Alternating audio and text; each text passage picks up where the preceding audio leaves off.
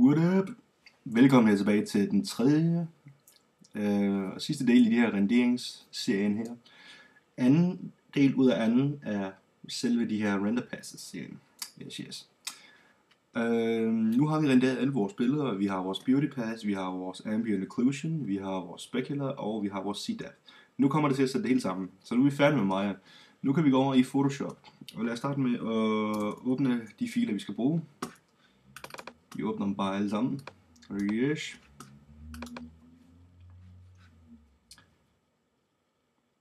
Skide godt. Så det første vi gør, det er at vi tager vores ambient occlusion layer. Den her, hvor alle de her lidt lækre skygger og mørke steder er med på. Og så lad os lige få den kopieret over en gang i vores beauty pass layer. Således. Hvis vi nu sætter den her transfer mode her til multiply, så får vi skyggerne til at skinne lidt igennem. Og allerede nu her, så ser det jo egentlig faktisk meget mere realistisk ud, vil jeg sige. Bortset fra vores chromekugle, som lige har tabt lidt highlights her, men det er der jo heldigvis råd for. Med hensyn til de her ambient occlusion lag her, der er det jo sådan lidt sådan en smagsag, man vil have den helt op, eller man vil have den halvt, eller hvordan der ledes.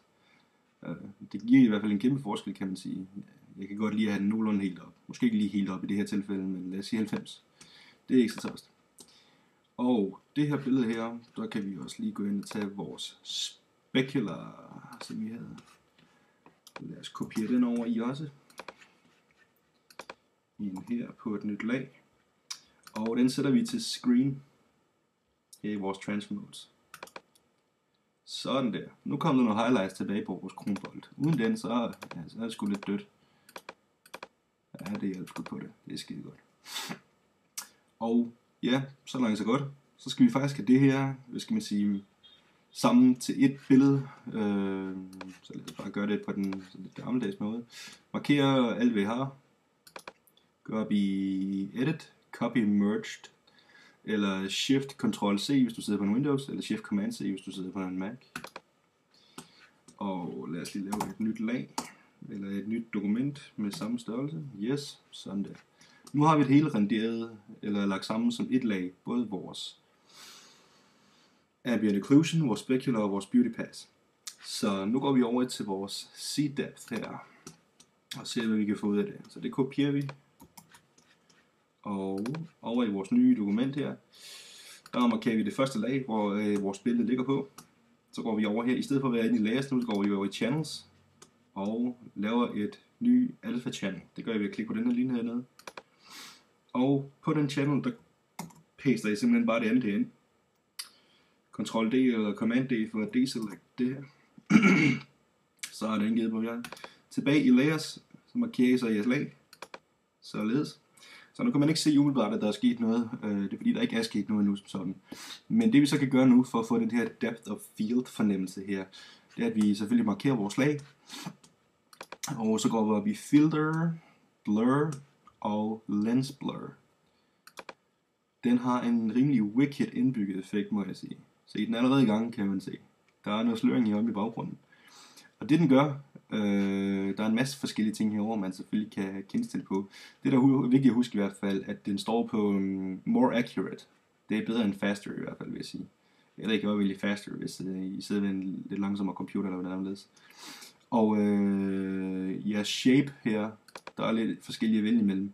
Altså jeg synes altid, altså hvad jeg lige har prøvet mig frem til, der foretrækker jeg den der hedder triangle, lad os lige se. Ja, det er ikke fordi den gør så meget forskel. Men jeg plejer at sætte den på triangle. Prøv at frem med de andre, hvis I synes det ser bedre ud. Radius, det er hvor meget den så går hen og blur. Lad os lige prøve at sætte den lidt hæftigt op her. Ja, nu bliver det sgu sindssygt. Det er sgu næsten for mig, kan man se. Det går ikke. Vi må have det lidt ned igen. Lad os holde den for det her, der ser det sgu fint ud med bare 15. Det giver sådan en subtle depth of field. Det kan vi godt lide. Alt andet ser godt ud. Brightness, det gør jeg sgu egentlig ikke nogen forskel. Den booster vi bare. Og det der er så skidesmart, blur focal distance her, det er simpelthen hvorhen i billedet at fokuspunktet så ligger.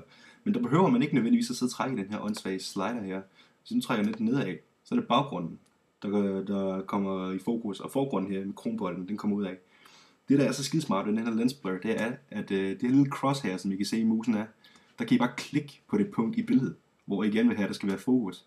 Det er skidesmart. Så klikker vi på bolden. Whoops, så er der fokus på bolden. Klikker vi på overfladen af det bagerste bord. Whoops, så er den i fokus. Det er skidesmart. Den husker det på grund af det her C-depth layer, som vi har lavet. Og jeg synes jo, det er jo ikke skide spændende det andet bord her. Det er jo lidt sjovt med den her bold, så jeg tror jeg vælger den forreste bold her. Den skal være i fokus. Og det er sådan set det. Så kan man sidde og tweak det lidt, rette det til, hvad man lige har lyst til. Men det er sådan set det overordnede her. Når I er færdige, god gamle OK. Sådan der. Og så kan I jo selvfølgelig lave sådan noget ekstra redigering, hvis det er noget, I føler for. Giv den nogle de her adjustment layers eller sådan noget, hvis der er et eller andet, de synes, der måske er for mørkt et eller andet sted, eller noget i den duer. Det kan godt være, hvis jeg lige kører en lille smule op her. Ja, det hjælper lidt på det. Det var meget mørkt til at starte med. Og det kan godt være, at jeg måske lige skal give den lidt ekstra farve. Nu booster den her saturation en lille smule. Ja. Bare lige til navnet. Sådan der.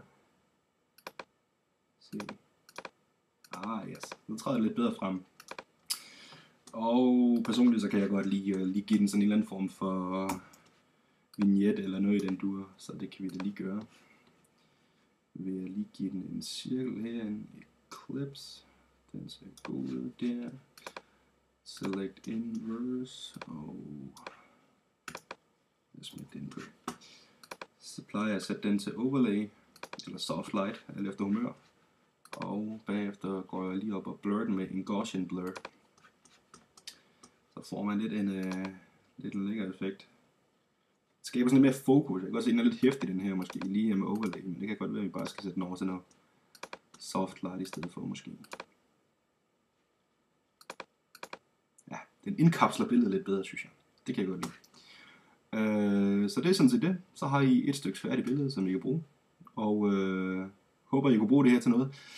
Det her det gik jo selvfølgelig lidt hurtigere end det andet, fordi nu er det helt renderet, og det her Photoshop arbejder hurtigt. Men held og lykke med det. Jeg er sikker på, at I nok skal få noget ud af det. See you.